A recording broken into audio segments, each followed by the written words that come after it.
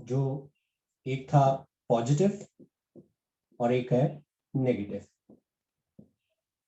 ये पॉजिटिव और नेगेटिव तब बनते हैं जब चार्ज जो वो ट्रांसफर होता है। अब चार्ज जब ट्रांसफर होता है तो कैसे?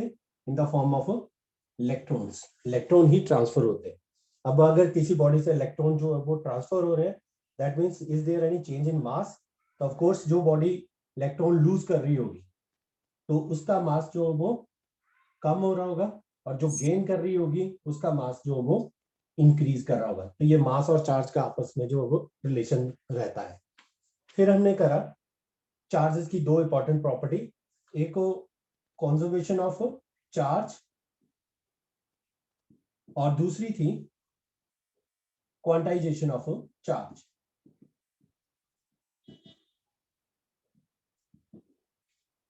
ये दो इंपॉर्टेंट प्रॉपर्टीज है, कंजर्वेशन ऑफ चार्ज और क्वांटाइजेशन ऑफ चार्ज, जिसमें हमने पाया कि Q जो होता है, charge always exist in discrete nature and the minimum charge transferred that will be always equal to the integral multiple of E, n into E।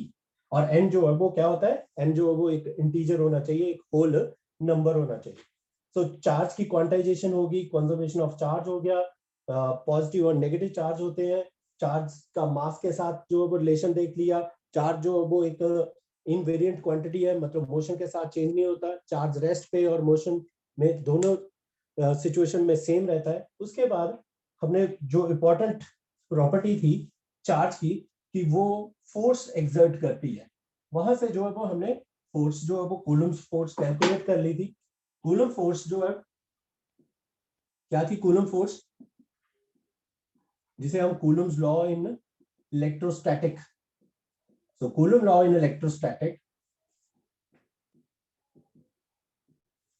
तो coulomb ने पाया, ऑफ कोर्स ये एक्सपेरिमेंटल जो है वो कि एक्सपेरिमेंट करेंगे तब पता चला कि जो फोर्स होती है between the two charges, let's say एक चार्ज है Q1, एक चार्ज है Q2, और अभी जो है वो सिमिलर ले रखे हैं, लाइक चार्जेस ले रखे हैं, और उनके बीच में जो है वो क्या है? एयर है या वैक्यूम है। तो फोर्स जो है वो that varies directly proportional to the product of the charges and inversely proportional to the square of the distance. ये भी हमने कर लिया था। फिर फोर्स के लिए जो वो constant of proportionality, force constant जिसे बोला गया Q1 Q2 divided bye R का स्क्वायर, ये आया था। ये जो K है, इस K के बारे में तुम्हें बताया गया था कि K की वैल्यू जो है वो एयर में 1/4 पाई एप्सिलॉन नॉट होती है जब एयर के लिए लिख रहे हैं या वैक्यूम के लिए लिख रहे हैं, और उसकी वैल्यू कितनी है? 9 into 10⁻⁹ sorry, the K in case of जब हम SI यूनिट में जो है वो लिख रहे हैं, तो SI यूनिट में इसकी K की वैल्यू जो है वो 9 into 10⁻⁹ होती है, और जो एप्सिलॉन नॉट था उसकी वैल्यू थी 8.854 into 10⁻⁻12। यूनिट वगैरह यहाँ से इजिली जो है वो निकाले जा सकते हैं। जैसे मान लो मुझे K के यूनिट लिखने थे, तो ये R² into F, तो फोर्स के यूनिट होते हैं न्यूटन, R के हो गए मीटर स्क्वायर, और यहाँ पे आ गए कूलम, तो फोर्स मीटर स्क्वायर, तो इसके यूनिट जो वो क्या बन रहे हैं? न्यूटन मीटर स्क्वायर पर कूलम स्क्वायर। और जब एप्सिलॉन नॉट के लिखने हैं तो उसके ऑपोजिट हो जाएंगे, तो वो क्या बन जाएंगे? कूलम स्क्वायर पर न्यूटन पर मीटर स्क्वायर। यूनिट तो इजीली जो वो लिखे जा सकेंगे। ये जो K है ये एक इंपॉर्टेंट फैक्टर है जो SI यूनिट, मतलब यूनिट पे डिपेंड कर रहा है, और साथ में किस पे डिपेंड कर रहा है? मीडियम पे। अगर एयर और वैक्यूम होगी तो उसकी वैल्यू जो वो ये लिख सकते हैं। बट इन केस अगर तुम्हें स्पेशली CGS में कहा हो कि right Coulomb's law in CGS unit, तो CGS यूनिट में इस K की वैल्यू जो वो 1 पुट कर सकते हैं। तो कूलम लॉ ऐसे लिखा जा सकता था Q1 Q2 divided bye R²। ये भी एक बार बोर्ड में क्वेश्चन आ चुका है कि right coulomb law in electrostatic in terms of CGS unit. तो CGS यूनिट पे F की वैल्यू जो क्या आ जाएगी? Q1 Q2 upon R², K की वैल्यू जो 1 होगी। अगर इन केस ऑफ मीडियम, जब हमारा यहाँ चार्जेस के बीच में कोई मीडियम आ जाए, अब मीडियम कैसा? मतलब अभी फिलहाल जो वो हम ये सीख रहे हैं कि अगर एयर जो है वो टोटली रिप्लेस कर दी जाए किसी मीडियम से, उस मीडियम का, लेट्स से उस मीडियम को हम क्या देते हैं? डाइलेक्ट्रिक। और डाइलेक्ट्रिक जो है वो व्हाट आर डाइलेक्ट्रिक्स? डाइलेक्ट्रिक्स जो है वो they are the non conductive substance, but when strong electric field is applied then the charge are appear on their faces, यानी कि वो कंडक्ट कर जाते हैं, उन्हें बोला जाता है डाइलेक्ट्रिक। तो डाइलेक्ट्रिक में बड़ी सारी चीजें जो है वो, ऑयल को जो वो तुम डाइलेक्ट्रिक ले सकते हो, माइका को तुम जो है वो डाइलेक्ट्रिक ले सकते हो, पेपर जो है वो डाइलेक्ट्रिक ले सकते हो। तो कोई भी ऐसा मीडियम जो इन दो चार्जेस के बीच में डाल दिया गया, पर कैसे फिलअप कर दिया, पूरा का पूरा जो गैप था, जो सेपरेशन थी बिटवीन द टू चार्जेस, वो सारे के सारे डाइलेक्ट्रिक से जब रिप्लेस कर दिया जाएगा, यानी कि उस डाइलेक्ट्रिक की जो थिकनेस है वो कितनी हो जाए, जितनी separation between the two charges थी, जैसे कि हमने अभी separation between the two charges are ले रखी है। तो यहाँ पे यही फोर्स जो है वो जब किसी मीडियम में लिखी जाएगी तो उसके लिए जो वो फार्मूला आ जाएगा 1/4 pi epsilon not into the dielectric constant K Q1 Q2 upon R square. अब ये जो K है, या इस K को जो है वो हम कह सकते हैं, मैं ऊपर वाला जो है वो ये सब जो है वो मैंने तुम्हें नोट भी करवा दिया, फिर भी इस K की value K is equal to, इसको बोला जाता है डाइलेक्ट्रिक कांस्टेंट, फिर इसको नाम दे सकते हैं एक specific inductive capacity, inductive capacity, साथ साथ नोट करते चला करो, और रिलेटिव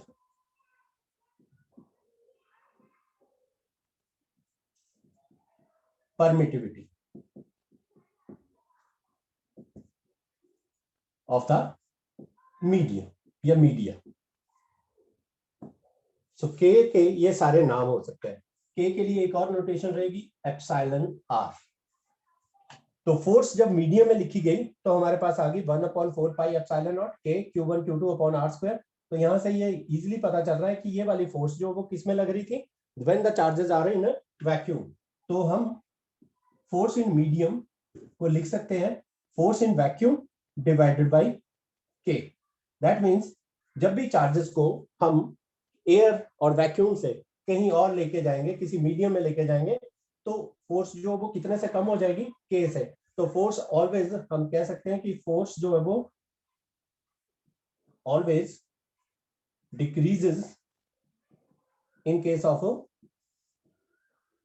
मीडियम, और मीडियम कौन सा, अदर देन द एयर। तो इन सब में जो है वो हमारे पास फोर्स जो है वो क्या करेगी, always decreases in case of the medium. तो एक K के लिए एक और फार्मूला बनता है, that is K is equal to force in vacuum divided by force in medium. यहां तक ये डाइलेक्ट्रिक कांस्टेंट वगैरह ये सब हमने लास्ट जो है वो लेक्चर में सीख लिया था।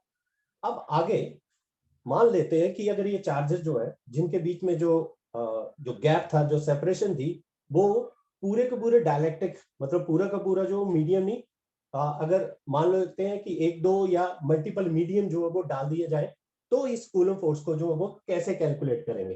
तो नेक्स्ट जो था कि इन केस अगर अलग अलग कोई डाइलेक्ट्रिक स्लैब डाल दी जाए दो चार्जेस के बीच में, फिर फोर्स को जो है वो कैसे कैलकुलेट करना। तो force between the two charges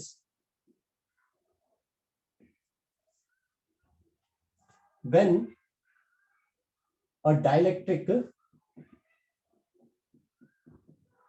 slab या dielectric material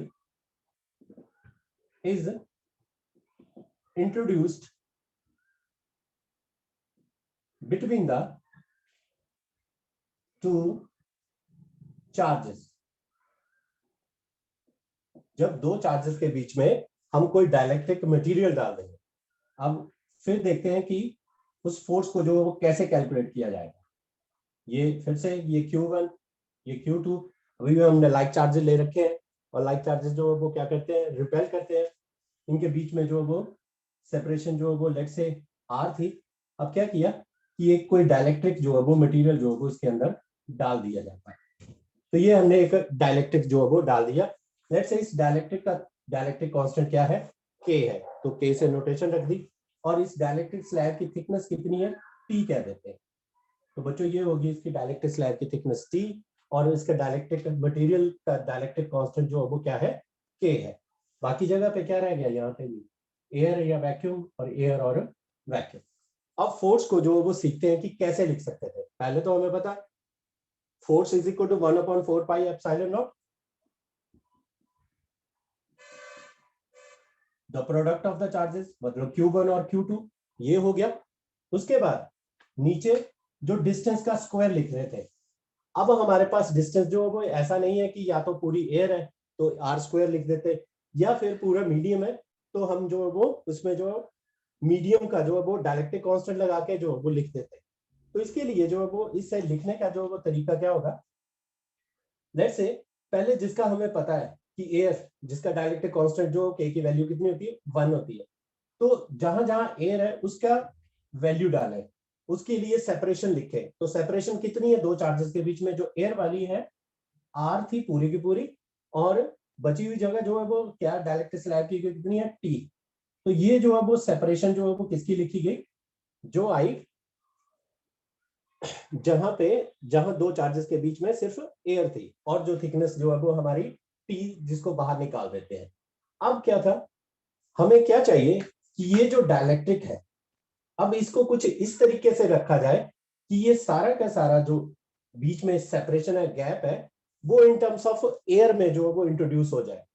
मतलब इसके लिए एक कॉन्सेप्ट है, क्या कॉन्सेप्ट लगा रहे हैं देखिए, कि the resistance in the given medium, sorry, the separation between the medium is equal to R in vacuum, the separation in the vacuum divided by root K। ये अभी हम थोड़ी देर में फार्मूला भी ड्राइव करके सीखेंगे कि कैसे जो है वो R medium is equal to R vacuum upon root K जो है वो लिखा जा सकता है। पर अभी फिलहाल इतना याद रख लो कि the separation between the two, अगर कोई जो जो भी दे रखे हैं चार्जेस उनके बीच में जो उसकी मीडियम की जो सेपरेशन है वो इन टर्म्स ऑफ वैक्यूम में, आर इन टर्म्स ऑफ जो सेपरेशन है इन टर्म्स ऑफ वैक्यूम में लिखनी है, तो उसके लिए क्या रिलेशन आ गया, तो देखो आर को इन टर्म्स ऑफ वैक्यूम में जब लिखना था तो मीडियम इंटू क्या हो जाएगा, के। अब क्या ये चीज जो है वो बाहर निकाल दी है, नहीं ना, ये इसके अंदर ही तो है। तो हम बच्चों क्या करेंगे, ये वाली वैल्यू जो है वो आर जो वैक्यूम है, यहां से क्या लिखा जा सकता था, R vacuum in terms of medium में आ जाना, आर मीडियम इनटू रूट के हो जाता।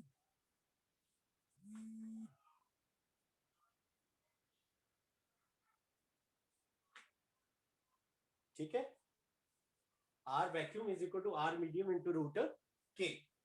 नाउ प्लस आर मीडियम, मतलब जो सेपरेशन है मीडियम की कितनी है, टी थिकनेस, तो टी लिख दिया। फिर उसके बाद उसका डायलेक्ट्रिक कांस्टेंट कितना है, वो के लिख दिया। अब क्या होता था, जो सेपरेशन होती है उसका स्क्वायर होता है, तो ये जो है वो हमारे पास फार्मूला बन के आ गया। अगर तुम्हें ऐसा कहीं दे रखा हो कि फोर्स कैलकुलेट करो बिटवीन द टू चार्जेस, और तब जब बीच में जो है वो कोई ना कोई जो है वो हमें डायलेक्ट्रिक्स जो है वो इंट्रोड्यूस कर दिया जाए, तो ऐसे केस में जो है वो ये फार्मूला लगा के जो है वो हम आंसर निकाल सकते थे।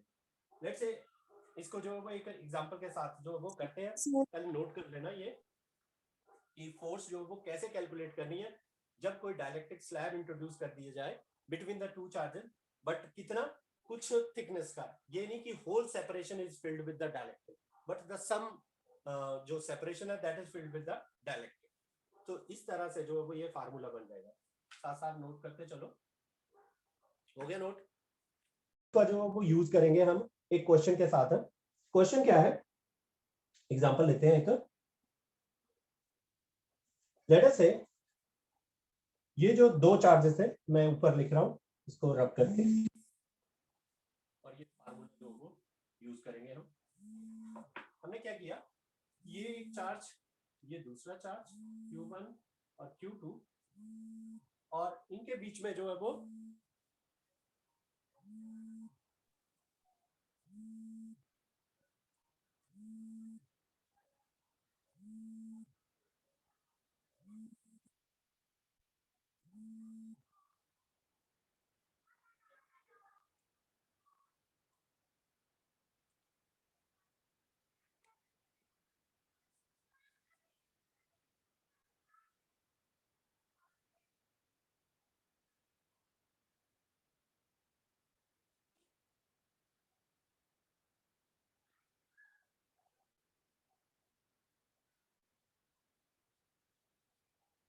Hello. Okay, so the charges Q1 and Q2, और उनके बीच में हम दो तरह के जो वो मीडियम जो वो इंट्रोड्यूस कर देते हैं। एक होगी, लेट्स से ये था एयर, एग्जैक्टली कितने डिस्टेंस पे, मान लो अगर सेपरेशन के बीच में है r, तो ये सेपरेशन होगी r/2। फिर उसके बाद दूसरे वाले पे आते हैं, यहाँ पे कोई डायलेक्ट्रिक डाल दिया जिसका डायलेक्ट्रिक कांस्टेंट k की वैल्यू जो लेट्स से 4 है, तो एयर का तो हमें पता है डायलेक्ट्रिक कांस्टेंट की वैल्यू जो वो कितनी होती है, दैट इज इक्वल टू 1, और इसकी जो है वो 4 है। अब उसने दे रखा था पहले, सर देखो बोर्ड क्लियर नहीं है। पूरा का पूरा जो सेपरेशन थी बिटवीन द टू चार्जेस, अगर इसमें सिर्फ एयर होती तो फोर्स जो है वो हम क्या लिखते, तो फोर्स होती हमारी 1/4 pi epsilon naught Q1 Q2 divided by the distance का स्क्वायर, ये फोर्स होती। लेट्स से इसे इक्वेशन नंबर 1 दे देते हैं। नाउ आफ्टर दैट हमने क्या किया कि इसमें जो वो दो अलग अलग मटेरियल, एक एयर होगी एक कोई डायलेक्ट्रिक मटेरियल डाल दिया जिसका डायलेक्ट्रिक कांस्टेंट जो वो 4 है। तो हमें जो है वो बताना है कि फोर्स को जो वो क्या चेंज आया होगा, कितनी फोर्स जो वो ओरिजिनल से जो है वो नई वाली फोर्स जो वो चेंज हुई होगी। तो वो कैलकुलेट करने के लिए ये जो फार्मूला लिखा है इसको यूज करेंगे। हम कैसे स्टार्ट करते हैं, तो देखो क्या था, पहले जो है वो हम लेंगे r माइनस टी। तो t क्या है, यहाँ पे भी k की वैल्यू कितनी है, k जो डायलेक्ट्रिक मटेरियल डाल रखा है उसकी सेपरेशन कितनी है, अभी भी हमारे पास सेपरेशन कितनी है r/2। अब इस फार्मूले में जो वो ये वैल्यू जो वो पुट करेंगे, देखिए F is equal to 1/4 pi epsilon naught, ये एज इट इज रहना था, Q इंटू क्यू। तो लेट्स से ये चार्जेस जो वो सेम कर देते हैं Q, तो हम क्या करेंगे इनको Q का स्क्वायर कर देते हैं, थोड़ा आसान लिखा जाएगा, अदरवाइज वैल्यू वगैरह दे रखी होगी पैसे कर सकते थे। तो ये Q स्क्वायर हो गया, फिर उसके नीचे जो है वो क्या होगा, दैट इज द सेपरेशन। अब सेपरेशन जो है वो कितनी है हमारे पास, सेपरेशन है हमारे पास दैट इज r/2। तो सेपरेशन है हमारे पास that is r minus r/2, तो कितनी रहेगी, ये वाली जो एयर वाली थी वो दैट इज r/2, और उसके साथ k रूट में वो किसका, एयर का, अभी फिलहाल लिख रहा हूं क्योंकि हमें पता है इसकी वैल्यू जो वो 1 होती है, प्लस फिर क्या था, जो सेपरेशन मीडियम को यूज करके जो लिखी जानी है तो वो कितनी है, अगेन वो भी कितनी है r/2, और साथ में क्या root k and then whole square, ये आ गया। अब नेक्स्ट स्टेप में force is equal to 1/4 pi epsilon naught, इसको हम वैल्यू नहीं पुट करेंगे क्योंकि हमने कैसे करना है, ये कंपेयर करके लिखनी है। ये जो पहले फोर्स थी कि जब दो चार्जेस के बीच में सेपरेशन जो थी ओनली सिर्फ क्या था, एयर था या वैक्यूम, तो Q स्क्वायर अपॉन, अब इसको सॉल्व करें जल्दी से, जो है वो हम वैल्यू इसको सॉल्व करेंगे, k की वैल्यू तो यहाँ 1 होगी तो ये तो सिर्फ r/2 रह गया, प्लस r/2 इंटू k की वैल्यू कितनी है 4, 4 का रूट जो है वो क्या आ जाएगा 2 इंटू स्क्वायर, तो ये आ गया 2 से ये 2 cancel, r/2 plus that is 3r/2। तो finally 1/4 pi epsilon naught Q square upon नीचे क्या रह गया r/2 प्लस r, तो दैट इज 3r/2। तो 3r/2 का क्या कर देंगे स्क्वायर, तो ये स्क्वायर करेंगे हमारे पास वैल्यू क्या रह जाएगी 1/4 पाई एप्सिलॉन। और मेरी ऑडियो जो है वो लाउड है या बहुत कम आ रही है, सर कम आ रही है। अब इशू नहीं समझ आ रहा है क्योंकि अभी पहले जब क्लास चल रही थी ऑनलाइन तो ठीक था, ओके था सब।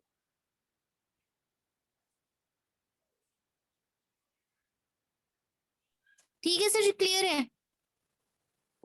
ओके सिर्फ थोड़ा सा बड़ा लिखना सर, ठीक, जैसे आपने ठीक, फिजिक्स लिखा है ना वैसे ही थोड़ा बड़ा बड़ा। ठीक ठीक ठीक okay sir. Okay. So finally ये जो आंसर आया हमारे पास, इसे मैं इस इक्वेशन के साथ, इक्वेशन नंबर 2 के साथ कंपेयर करता हूं, तो देखो ये वाली नई फोर्स जो आई, तो लेट्स से हाँ इसको प्राइम करके लिख देते हैं एफ प्राइम। तो जो एफ प्राइम आई वो जो फोर्स पहले थी वो, और साथ में क्या मल्टीप्लाई हो जाएगा, दैट इज 4/9। तो नई फोर्स जो है वो कितनी आ गई 4/9 ऑफ एफ। ठीक है बच्चों, नोट हो गया। अभी जो है वो सिर्फ हमने क्या किया, सिर्फ दो मीडियम जो है वो इंट्रोड्यूस करें।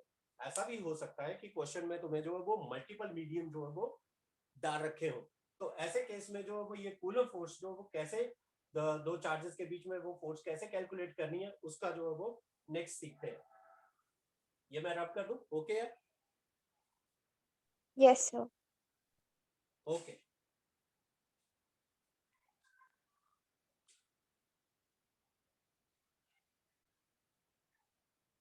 अब देखो, लेट्स से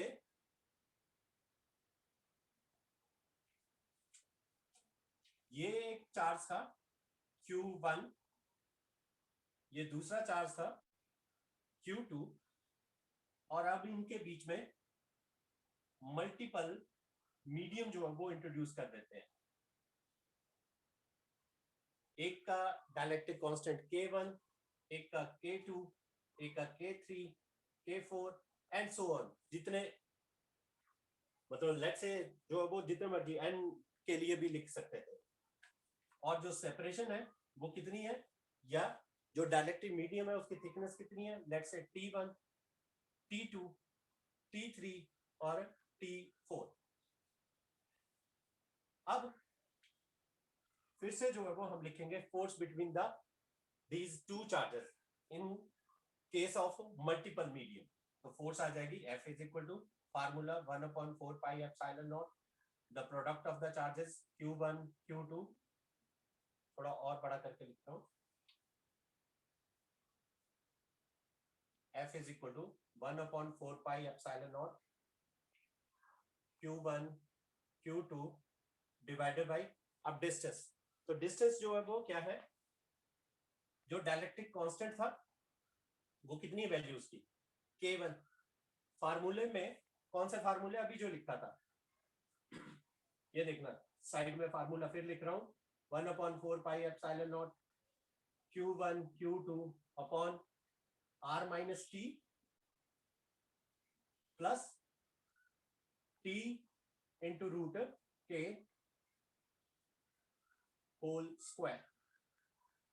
अब देखो लेट्स से ये दो चार्जेस जो थे इनके बीच की सेपरेशन जो वो R कह देते हैं। अब इस R को T1 T2 T3 T4 अगर इन चारों को सेपरेशन को अगर ऐड करेंगे, जो डायलेक्ट्रिक स्लैब दे रखी है इनकी थिकनेस को सबको ऐड करेंगे, तो हमारे पास वैल्यू क्या आ जाएगी, ऑब्वियसली R के इक्वल आ जाएगी। और R माइनस T मतलब R माइनस R वो हो जाएगा 0। तो ये वाला पार्ट जो था ये इसको लिखने की जरूरत नहीं है। फिर क्या रह गया, ओनली जो डायलेक्ट्रिक कांस्टेंट है और उसके साथ जो थिकनेस है, तो थिकनेस कितनी T1, फिर डायलेक्ट्रिक कांस्टेंट है K2 रूट में और थिकनेस कितनी T2, प्लस डायलेक्ट्रिक कांस्टेंट है K3 और थिकनेस कितनी है T3, डायलेक्ट्रिक कांस्टेंट है K4 और थिकनेस कितनी है T4। तो ये अगर चार दे रखे हो तो इस तरीके से जो है वो ये फोर्स को हम कैलकुलेट कर सकते हैं। जल्दी से नोट कर लो, ऐसे जितने मर्जी चार्जेस जो है वो मतलब जितने मर्जी मीडियम डाल दे जाए इन दो चार्जेस के बीच में, हम फोर्स को जो है वो इस तरीके से कैलकुलेट कर सकते हैं। अब मैं इसको जनरलाइज फार्मूला बनाने जा रहा हूं। अगर मान लेते हैं कि n चार्जेस होते तो कैसे, पहले ये नोट कर लो। For n charges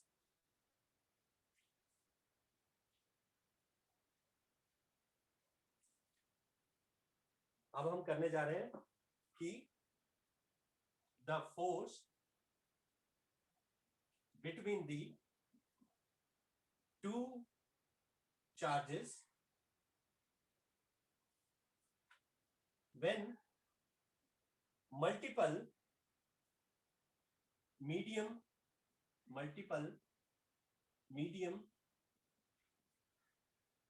are present।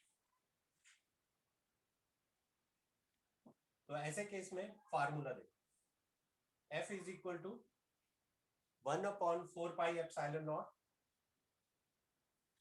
Product of the charges, वही सेम सिचुएशन लेते हैं Q1 और Q2 डिवाइडेड बाय, तो मल्टीपल के लिए क्या किया, summation I is equal to 1 to n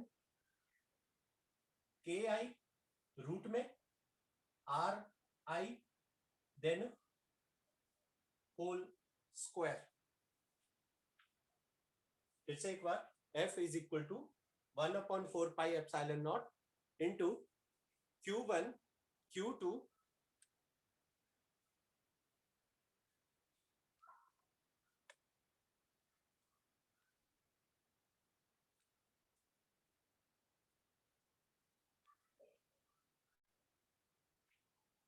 Q1 Q2 divided by summation I is equal to 1 to n ki ri then whole square।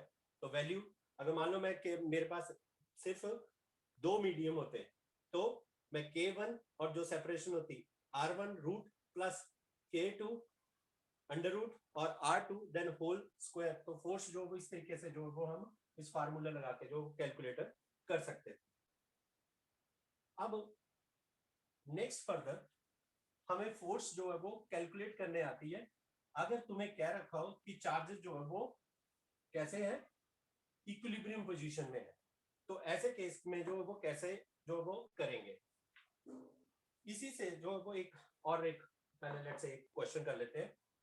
Question था, ध्यान से सुनना, at what distance the two charges have the same force between them in the medium which they have when placed at a distance of 3 meter, when they are placed at a distance of 3 meter, forces जो है वो same है, but उस medium का dielectric constant जो है वो तुम्हें दे रखा है। मान लो इसको कह रखा है k की वैल्यू दे रखी है 9, तो तुम्हें बताना है कि सेपरेशन जो है वो क्या करी जाए कि ताकि ये जो है वो सेम आ जाए। r is equal to 3 meter और k जो है वो क्या हो 9। एक बार फिर से ध्यान देना, क्वेश्चन क्या था कि पहले दो चार्जेस थे Q1 Q2 और उनके बीच में r कितना था 3 मीटर था, ठीक है। जो भी फोर्स लग रही थी इनके बीच में, मैंने बोल दिया F फोर्स जो वो लग रही थी। अब क्या किया, उन दो चार्जेस के बीच में जो वो मीडियम इंट्रोड्यूस कर दिया, तो नई सिचुएशन में जो है वो कोई ना कोई मीडियम जो वो आ गया। उस मीडियम का डायलेक्ट्रिक कांस्टेंट कितना दे रखा 9, पर ये कह रहा है कि ये सेपरेशन बताओ R जो है वो क्या होगी मीडियम में, ताकि जो फोर्स है अभी भी वो दोनों एक दूसरे पर कितनी फोर्स लगाएं, F ही लगाएं। क्लियर है पॉइंट। पहले एयर में थे तो फोर्स जो वो F लग रही थी, जब मीडियम डाल दिया तब भी फोर्स कितनी लग रही है, कह रहा है F लग रही है। पर ऑब्वियसली ये तो हम जानते हैं कि जैसे डायलेक्ट्रिक डलेगा फोर्स जो वो क्या कर जाएगी, कम हो जाएगी। पर अगर फोर्स को जो सेम रखना है तो हमें क्या करना पड़ेगा, जो सेपरेशन है उसको जो वो कम या ज्यादा, सेपरेशन जो वो क्या करनी पड़ेगी, जो सेपरेशन होगी हमारे पास आर मीडियम की, उसका रिलेशन जो है वो आर वैक्यूम के साथ जो है वो ड्राइव करना है। तो देखो मैं पहले फोर्स लिखता हूं वैक्यूम के लिए, तो F vacuum is equal to 1/4 pi epsilon naught Q1 Q2 divided by the distance का स्क्वायर, तो R स्क्वायर। R कौन सा, वैक्यूम वाला लिखते हैं। ये होगी पहली इक्वेशन। अब दूसरी, फोर्स इन मीडियम, उसके लिए 1/4 pi epsilon naught Q1 Q2 divided bye R medium का स्क्वायर, और साथ में जो है वो क्या आ गया, मीडियम है तो डायलेक्ट्रिक कांस्टेंट K भी आ जाएगा, ऐसे लिखा जाएगा। ये question number 2। Now according to the question, वो कह रहा है जो फोर्स लग रही है between the two charges when they are in the air और वैक्यूम और इन द सब मीडियम, दोनों केस में जो वो फोर्स क्या रह रही है, सेम। तो हम इन दोनों इक्वेशंस को इक्वेट कर देंगे। तो इक्वेट कर देते हैं, जब इक्वेट करेंगे यानी force in vacuum equal to force in medium. क्यों किया, क्योंकि इट इज गिवन था हमें। तो जब इक्वेट करेंगे तो देखो ये जो Q1 Q2 ये कैंसिल हो जाएंगे, 1/4 पाई एप्सिलॉन नॉट ये कैंसिल हो जाएगा, बचेगा क्या हमारे पास, R वैक्यूम का स्क्वायर। मैं ऊपर लिख देता हूं, सर बोर्ड क्लियर नहीं है। R वैक्यूम का स्क्वायर इज इक्वल टू के आर मीडियम का स्क्वायर। आर क्या है हमारी सेपरेशन, तो यहां से आर मीडियम के लिए फार्मूला क्या आ गया, R vacuum divided by root K. और यही फार्मूला जो वो हमने यूज किया था अभी थोड़ी देर पहले जब फार्मूला बना रहे थे। तो R medium is equal to R vacuum upon K. अब जो क्वेश्चन था उसमें तुम्हें आर वैक्यूम की वैल्यू जो वो दे रखी थी, कितनी थी 3 मीटर, और के की वैल्यू कितनी दे रखी थी 9। तो 9 अंडर रूट, तो ये कितना आ गया 3 divided by 3 is equal to 1 metre, अगर पहले से जो वो मीटर में चल रहे थे। तो हमारे पास जो मीडियम की सेपरेशन है वो कितनी होगी पर, तो ऑब्वियसली मीडियम की सेपरेशन क्या होनी चाहिए थी, कम ही होनी चाहिए थी, तभी फोर्स जो है वो, क्योंकि डाइलेक्ट्रिक ने तो ऑलरेडी कम कर दी थी, तो हमें बराबर करने के लिए जो है वो क्या करना पड़ेगा, उसकी सेपरेशन को जो है वो और कम करना पड़ेगा। As we know that force varies inversely proportional to the square of the distance. One more question, note हो गया?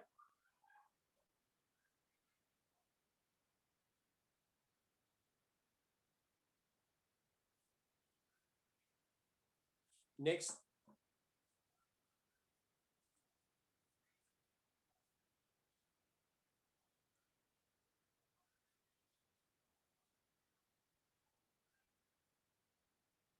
स्क्रीन नहीं आ रही है मेरी?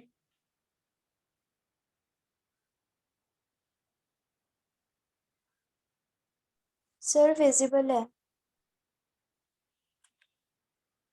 कहता हूं लेट Q जो वो चार्ज डिवाइड होने के बाद इसको डिवाइड कर दिया, तो एक Q1 जो है वो हमारा क्या बन गया, लेट से Q। तो दूसरा बचा हुआ क्या रह जाएगा बच्चों, इस Q से जो है वो Q जो है वो माइनस कर दिया है, तो कितना रह गया, दूसरा बचा हुआ चार्ज क्या रह गया, कैपिटल Q माइनस Q। एक को मैंने चार्ज जो है वो डिवाइड हुआ, मान लो वो टुकड़ा जो बना मेरे पास चार्ज का वो हो गया Q, तो बचा हुआ चार्ज कितना रह जाएगा Q माइनस Q। तो ये आगे दो चार्जेस। अब फोर्स लिखनी है बिटवीन देम, तो कूलम्स लॉ के अकॉर्डिंग कैसे लिख सकते थे, 1/4 pi epsilon naught Q1 Q2 upon R square. Let's say जो सेपरेशन है इनके बीच में हम R मान लेते हैं। अब 1/4 pi epsilon naught Q1 Q2 की जगह क्या लिखेंगे, small q into capital Q minus Q divided by R square. ये होगी हमारे पास F की वैल्यू। अब ये चाहता है कि इस तरीके से डिवाइड होने चाहिए थे कि फोर्स जो वो कैसी हो जाए, मैक्सिमम हो जाए। अगर फोर्स को मैक्सिमम करना है तो इसके लिए जो वो हमारे पास मैथमेटिकली एक फार्मूला होता है कि अगर किसी चीज का मैक्सिमम फाइंड करना हो, देखो मैक्सिमा जो है वो कैसे फाइंड करते हैं, मैक्सिमा निकालना हो तो मैक्सिमा निकालने के लिए क्या करते हैं हम, the first derivative dy upon dx is equal to 0। तो यहाँ पे जो है वो हमारा डेरिवेटिव जो किसके साथ हो जाएगा, df अपॉन किस पे डिपेंडेंट है, फोर्स, चार्ज पे ना, तो हम इसे डिफरेंशिएट कर देंगे with respect to the charge और इक्वल टू 0 पुट कर देंगे। तो इसको डिफरेंशिएट करेंगे with respect to the charge, तो df upon dq is equal to 0। तो डिफरेंशिएट करें d अपॉन dq इसका 1/4 pi epsilon naught q into capital Q into small q divided by r square. ये आ गया। अब इसको डिफरेंशिएशन, किन किन को डिफरेंशिएशन आती है, सबको आती होगी, +1 में जो सीख रखी होगी, dy dq of 1/4 pi epsilon naught q into capital Q minus small q upon r square. इसको नेक्स्ट स्टेप में जो है वो क्या कर सकते थे, हम ऐसे भी कर सकते थे कि ये वाला जो Q है इसको मल्टीप्लाई कर देते हैं, तो ये क्या बन जाएगा, df by dq is equal to d by dq 1/4 pi epsilon naught q capital Q minus Q square divided by R square. तो ये आ जाए। उसके बाद जो कांस्टेंट है उसको बाहर निकाल लेते हैं, तो यहां लिख रहा हूं मैं ऊपर की तरफ, ये स्टेप जो है वो आगे ये तो पता ही है हमें df अपॉन dq जो है वो किसके इक्वल लिखना है, 0 के इक्वल। तो जो वैल्यू आ रही है 1/4 पाई एप्सिलॉन नॉट, फिर 1/r², ये, और अंदर क्या रह गया d/dq ऑफ किनका, ये दो फंक्शन है, एक है स्मॉल क्यू कैपिटल क्यू और एक q²। इसको ऐसे लिख दो, q capital Q minus d/dq of q²। Now क्योंकि ये इक्वल टू 0 है तो इसको जो है वो हम यहां से जो है वो निकाल सकते हैं। तो रहेगा क्या डिफरेंशिएशन में, small q into capital Q. तो इसकी डिफरेंशिएशन देखो क्या बन जाएगी, q कांस्टेंट है, बाहर आ गया, अंदर क्या रह गया q with respect to the q। तो q with respect to q differentiation क्या होती है, दैट इज इक्वल टू 1। पढ़ा होगा फार्मूला d/dx ऑफ x, तो दैट इज इक्वल टू 1। तो सेम ऐसे q with respect to q differentiation क्या 1। तो capital Q as it is और इनटू 1, नहीं भी लिखते हैं चलेगा, माइनस फिर इसकी q²। तो यहाँ पे कौन सा फार्मूला लगेगा हमारे पास, क्या फार्मूला है, पावर वाला फार्मूला। और वो क्या कहता है पावर वाला formula, d/dx of x raise to power n is equal to n x raise to power n minus 1। ये फार्मूला, यहां पे x की जगह क्या है q है, n की जगह क्या 2 है, तो वो वैल्यू पुट करें। तो 2 इंटू एक्स को q से रिप्लेस करना है और साथ में 2 माइनस 1 तो आ जाएगा 1। तो ऐसे रहने देते, और ये किसके इक्वल दे रखा है 0 के इक्वल। तो हमारे पास q minus 2q is equal to क्या आ गया 0। तो therefore small q is equal to आ गया कैपिटल Q/2। यही है small q is equal to capital Q/2। इसका मतलब अगर फोर्स को मैक्सिमम करना है और चार्ज को सेपरेशन जो है वो जो भी गिवन रखी हो, चार्ज को कैसे डिवाइड करना पड़ेगा, इक्वली डिवाइड करना पड़ेगा। तो Q/2 और Q/2, तो फोर्स जो वो कैसी लगेगी इन दो चार्जेस के बीच में, मैक्सिमम फोर्स जो वो लगे। ऐसे ही एक और लेते हैं क्वेश्चन। मान लो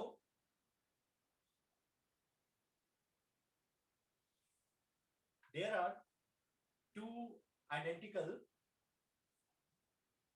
चार्जेस, मतलब सिमिलरली चार्ज बॉडी है, टू आइडेंटिकल,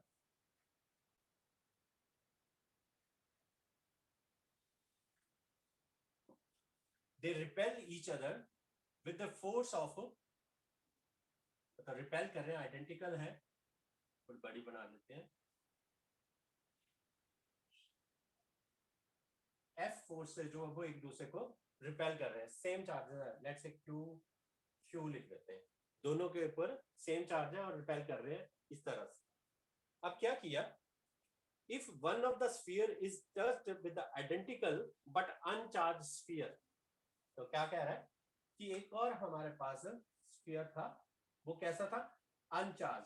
तो अनचार्ज का मतलब उस पर चार्ज जो है वो क्या लेंगे 0, यानी इक्वल नंबर ऑफ प्रोटॉन्स और इक्वल नंबर ऑफ इलेक्ट्रॉन, अनचार्ज जो स्फीयर। अब इसको जो है वो क्या करेंगे, उसने बोला किसी एक के साथ जो वो टच किया, जब टच किया तो कौन सा मेथड ऑफ चार्जिंग लगा, मेथड ऑफ चार्जिंग लगा दैट इज कौन सा, कंडक्शन वाला। और क्या बताया था लास्ट लेक्चर में हमने, कंडक्शन जब होती है तो क्या क्या करते हैं, जो चार्ज अगर जो साइज है आइडेंटिकल हो तो चार्ज जो वो इक्वली जो है वो दोनों में होगा डिस्ट्रीब्यूट। तो क्या होगा, इसका 0 है इसका Q, दोनों को ऐड करो डिवाइडेड बाय 2, तो कितना हो जाएगा, मान लेते हैं इसको A कह देते हैं और इसको जो वो B कह देते हैं। तो A पे जो है वो कितना आ जाएगा, A पे चार्ज जो वो अब हो जाएगा Q/2, ये कह दिए। फिर क्या कहा, they are place at half of the initial distance. तो मान लेते हैं कि पहले इनके बीच का डिस्टेंस जो वो r था, अब जो है वो फिर से प्लेस कर दिए कितने डिस्टेंस पे, हाफ ऑफ द डिस्टेंस, मतलब r/2 पे। सिर्फ एक को टच करवाया किसी अनचार्ज कंडक्टर से, तो एक पे चार्ज जो कितना रह गया होगा Q/2 और दूसरे पे एज इट इज सेम रहा।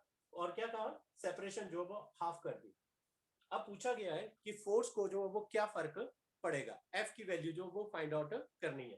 तो F की वैल्यू कैलकुलेट करते हैं, F इज इक्वल टू, पहले कितनी थी force K Q into Q that is Q square divided by R square। ये जो है वो पहली सिचुएशन में जो है वो फोर्स थी। अब क्या किया, सेपरेशन आधी कर दिया और एक वाला चार्ज जो है वो भी क्या कर दिया, आधा कर दिया। Q/2 या 0.5Q ऐसे भी लिख सकते हैं। अब फिर से नई वाली फोर्स F प्राइम कह देते हैं, K तो वही रहा Q/2 into Q, तो that is Q square upon 2 divided by जो सेपरेशन है वो क्या कर दी थी, R/2, तो R square by 4। तो ये हो जाएगा, इस 2 ने यहां से 4 2 बच गया, तो ये 2 जब ऊपर जाएगा तो हमारे पास आ जाएगा 2K Q square by R square। तो अगर तुम्हें फर्स्ट इक्वेशन के साथ अगर देखो तो फर्स्ट इक्वेशन की वैल्यू कितनी है, K Q square upon R square। अभी कितनी है, वो भी K Q square upon R square but twice. तो यहां से हम कह सकते हैं दिस इंप्लाइज कि जो नई फोर्स है वो पहली फोर्स से जो वो कितनी हो जाएगी, डबल हो जाएगी, अगर ऐसा कुछ जो वो चार्जेस के साथ छेड़खानी करी जाए। उसके बाद नेक्स्ट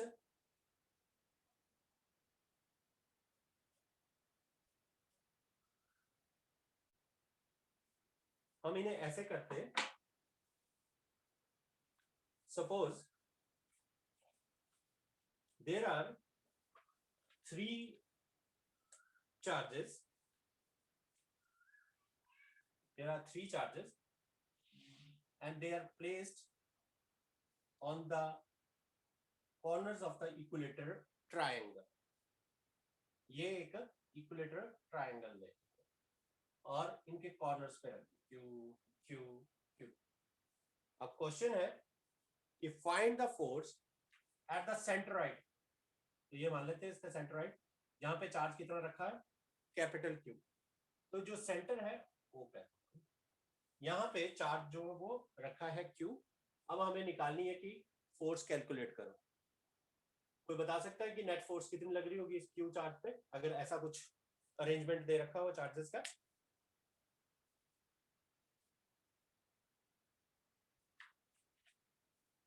कितनी लग रही होगी?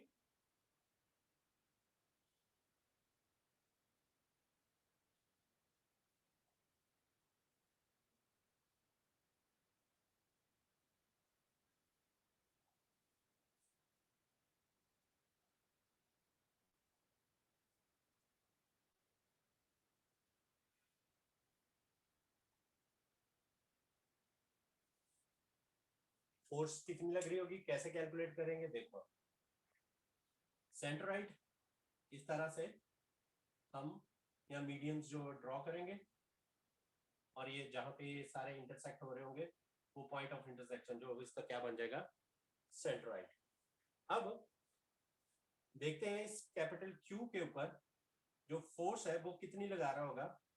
मान लेते हैं इसको जो वो 1 कह दे, इसको जो वो 2 कह दे, ये जो पॉइंट है वो 3 कह दे, मतलब 1 2 3 कॉर्नर्स पे। जो 1 वाले कॉर्नर पे चार्ज था Q, इस कैपिटल Q को सिमिलर चार्ज है क्या करेगा, रिपेल करेगा। तो किस तरफ, इस तरफ फोर्स लगा रहा होगा, तो इस फोर्स को नाम दे दिया F1। ऐसे ही जो 2 है इस कैपिटल Q को जो वो क्या कर रहा होगा, इसको भी रिपेल करेगा, किस तरफ, इस तरफ, तो ये होगी F2। उसके बाद 3 की बारी आई, 3 जो है वो इसको क्या करेगा, रिपेल करेगा। कितनी फोर्स, F3।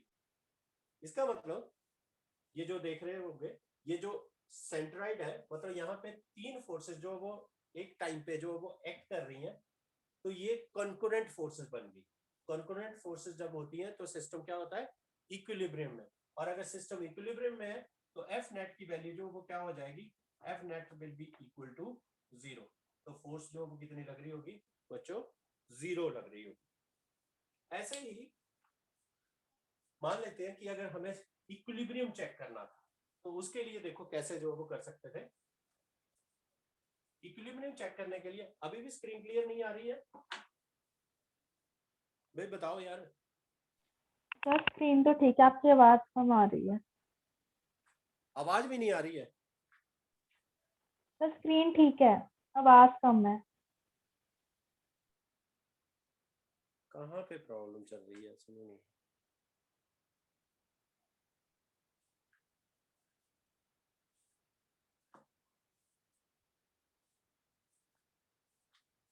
एक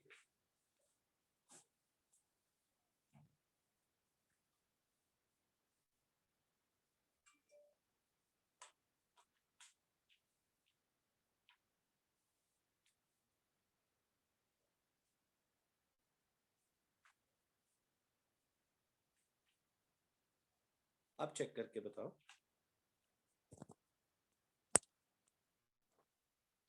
हेलो सर अब ठीक हेलो। है। यस अच्छा अब ठीक है,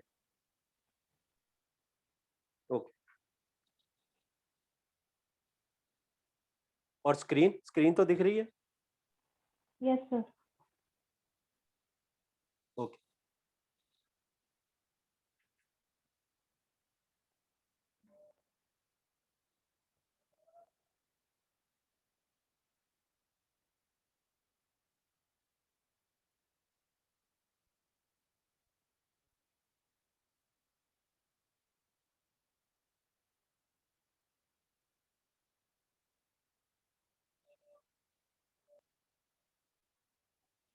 अभी मैं एक चीज यहाँ पे शेयर करता हूँ, देखो अगर इससे अगर होती है तो फिर हमें पता चल जाएगा कि जो बेटर जो है वो स्क्रीन का जो है वो प्रॉब्लम सॉल्व हो जाएगी।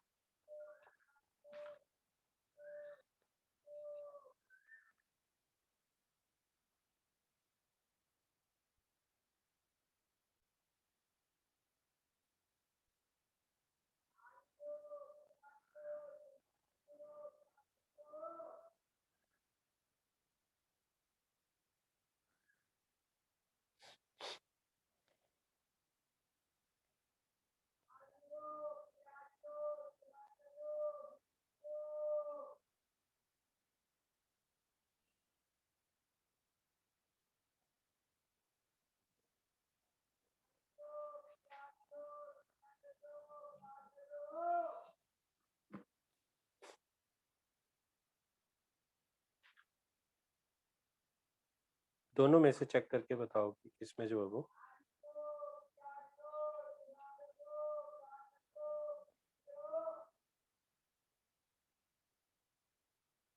ओके ये ऐसी जो वो दिख रही है।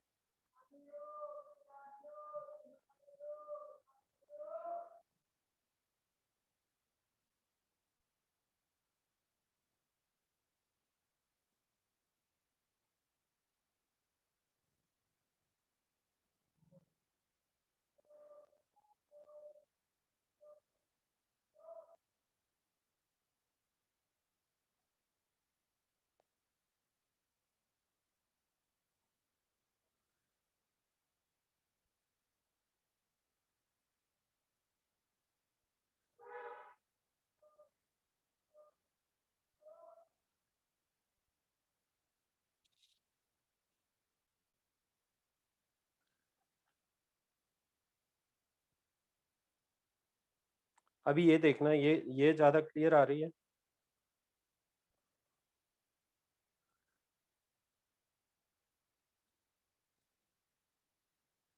Yes anyone? Yes sir.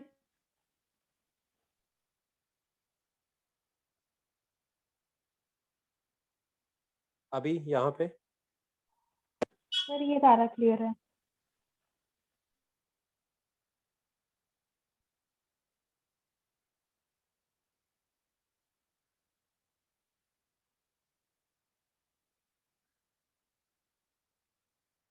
Okay तो साथ साथ में ये जो है वो थोड़ा सा शेयर करके जो है वो ऐसे चलते हैं। अब मान लो मैं अगर इस पे एक टाइम पे दो स्क्रीन जो है वो अभी यूज नहीं हो पाएंगी ना। अब बोर्ड भी दिख रहा है, देखो जरा।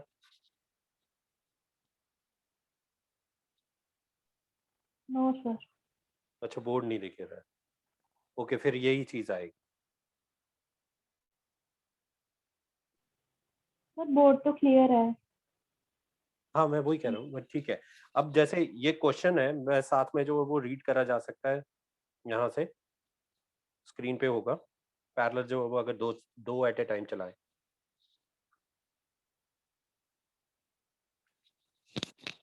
जैसे कि हमें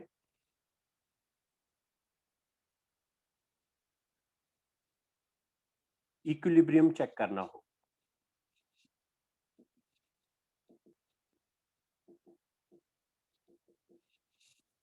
इक्विलिब्रियम बच्चों, इक्विलिब्रियम क्या होता है कि जब नेट फोर्स जो है वो 0 हो, जब नेट टॉर्क जो है वो भी 0, यानी दो तरह के जो वो मोशन होते हैं, एक होते हैं ट्रांसलेशनल, एक होते हैं रोटेशनल। दोनों के केस में दोनों का नेट जो है वो वैल्यू जो है वो अगर 0 होगी तभी जो है वो हम कह सकते हैं इक्विलिब्रियम में है। अभी फिलहाल जो हमें जरूरत पड़ेगी यहाँ पे इक्विलिब्रियम की, वो होगी that is the equilibrium in case of F net is equal to 0। Net force जो है वो अगर 0 है तो दो सिचुएशन बन सकती हैं। एक होती है स्टेबल इक्विलिब्रियम, जो कि ये क्वेश्चन जो दे रखा है मैं उससे रिलेट कर रहा हूं। स्टेबल इक्विलिब्रियम में कंडीशंस है कि एक नेट फोर्स जो वो क्या होगी, 0 होगी।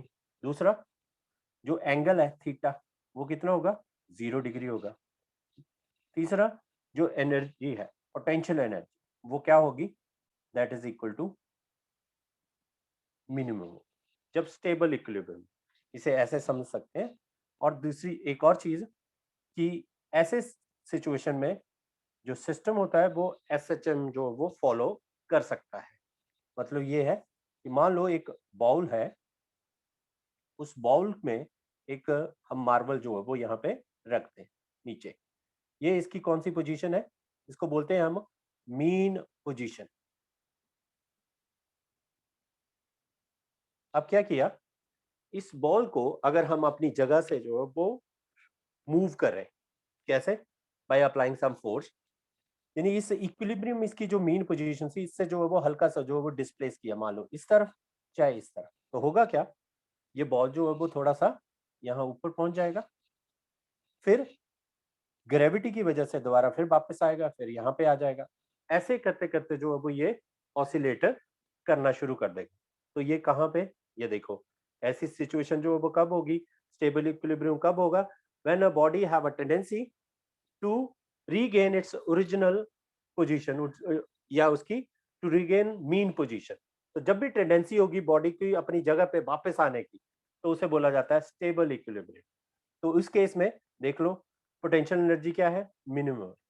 दूसरी सिचुएशन क्या बनती है, दैट इज, उसे बोला जाता है अनस्टेबल इक्विलिब्रियम। इसको नोट करते रहना। अनस्टेबल इक्विलिब्रियम में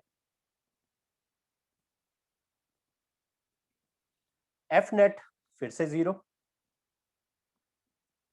फिर एफ नेट जो है वो 0 और थीटा जो है वो इज इक्वल टू 180 डिग्री, और पोटेंशियल एनर्जी इस केस में मैक्सिमम और नो एसएचएम।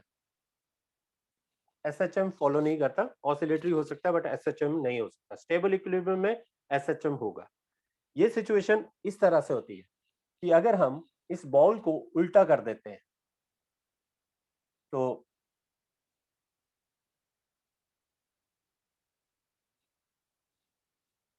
ऐसे रख दिया उल्टा, और इसके ऊपर जो है वो अब यहाँ पे कोई छोटी सी मार्बल या बॉल जो है वो रखते हैं।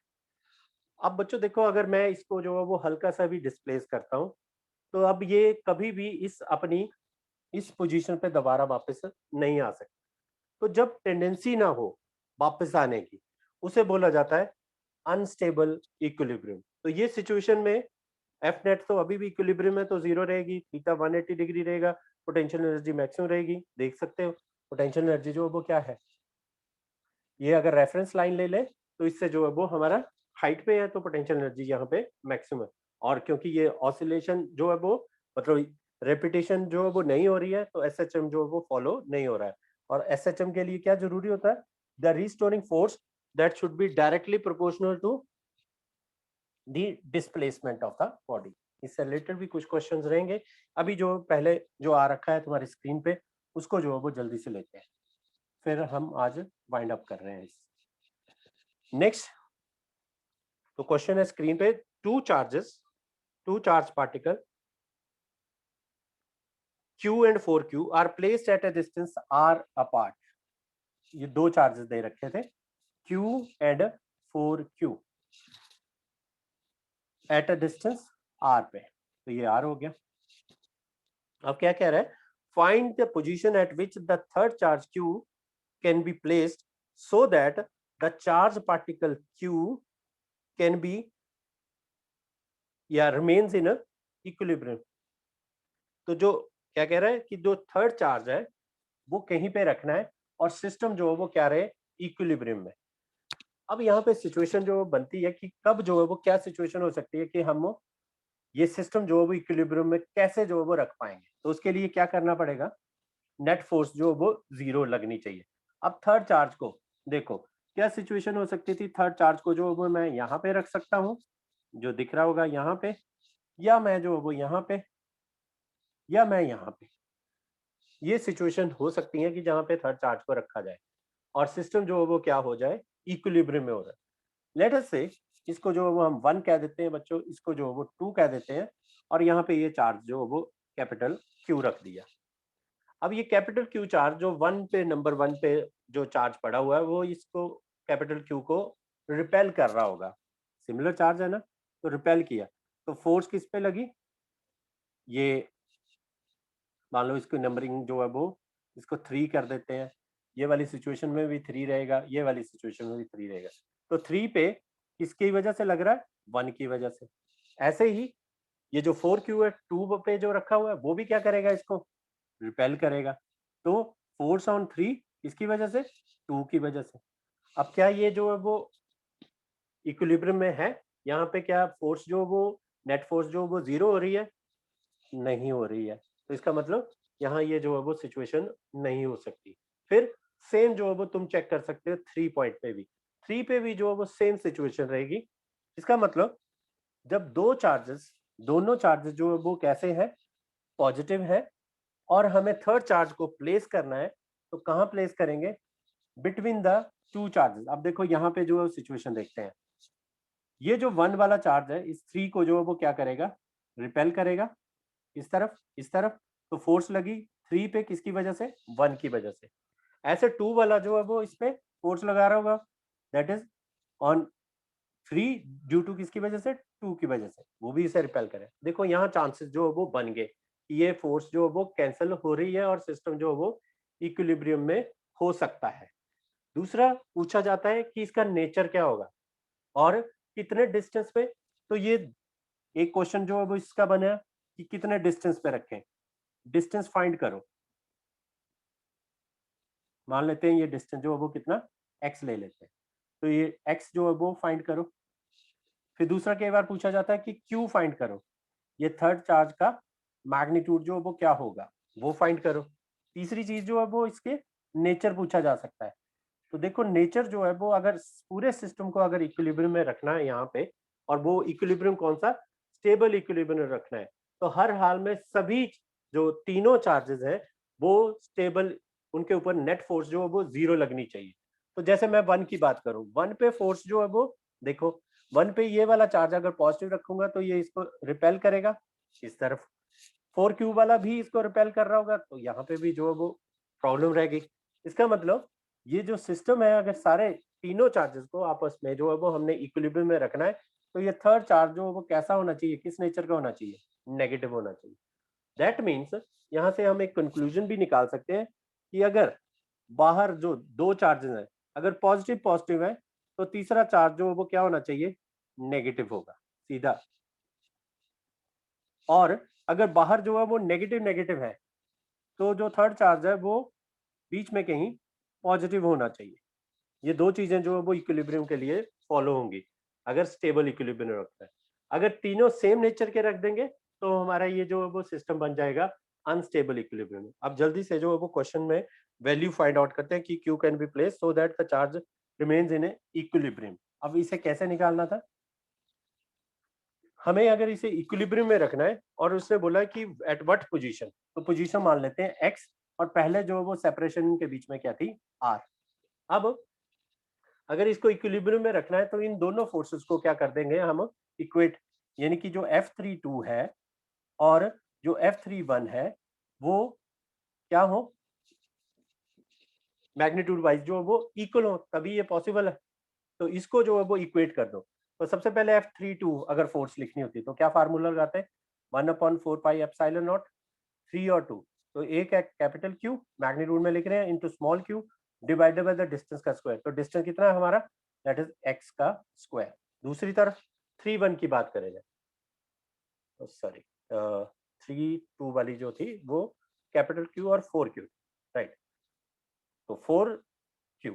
फिर अब 3-1 पे आओ, 1/4 pi epsilon not this Q and capital Q divided by इनका डिस्टेंस जो वो r माइनस एक्स का स्क्वायर, और इसका डिस्टेंस जो वो x का स्क्वायर। दिख रहा होगा कि 1 और 3 वाला के केस में ये 1 और 3 है तो उनके बीच का डिस्टेंस कितना है, x है। और जो दूसरा है जो 2 और 3 वाला केस है उसके बीच का जो डिस्टेंस है 2 और 3 के बीच में डिस्टेंस जो बचा हुआ डिस्टेंस जो वो कितना रह जाना था, that is r minus x. Now आगे ये कैंसल आउट हो गए, कैपिटल क्यू ने कैपिटल क्यू को मार गिराया, स्मॉल क्यू से ये स्मॉल क्यू गया। अब क्रॉस मल्टीप्लिकेशन में हमारे पास r माइनस एक्स का whole square is equal to किसके इक्वल आ गया, 4x स्क्वायर के इक्वल। अब यहाँ पे रूट ले लेते हैं स्क्वेयरिंग टू बोथ साइड, तो r minus X is equal two plus minus 2x। तो एक बार जो वो हम प्लस में सॉल्व करेंगे, तो टेकिंग प्लस, पहले पॉजिटिव ले लेते हैं, तो टेकिंग पॉजिटिव, तो क्या आ जाएगा, r minus X is equal to 2x। तो यहाँ से जो है वो 3x इज इक्वल टू क्या आ जाएगा, r, तो x कितना आ गया, r/3। ये पहली। दूसरी सिचुएशन में टेकिंग नेगेटिव, जब नेगेटिव लेंगे इस वैल्यू को यहाँ पे, तो ये आ जाएगा r minus X equal to -2x। तो ये क्या बन जाएगा, माइनस एक्स इधर चला गया प्लस, तो minus X is equal to r, या x is equal to minus r, जो कि ये कोई डिस्टेंस जो जस्टिफाई नहीं हो रहा। दैट मीन्स हमारा आंसर क्या हो गया इसका, x is equal to r/3। तो इस तरीके से जो है वो इस क्वेश्चन को कर सकते हैं। बाकी और क्वेश्चन जो वो नेक्स्ट टाइम जो है वो लेते हैं। तो दैट्स ऑल फॉर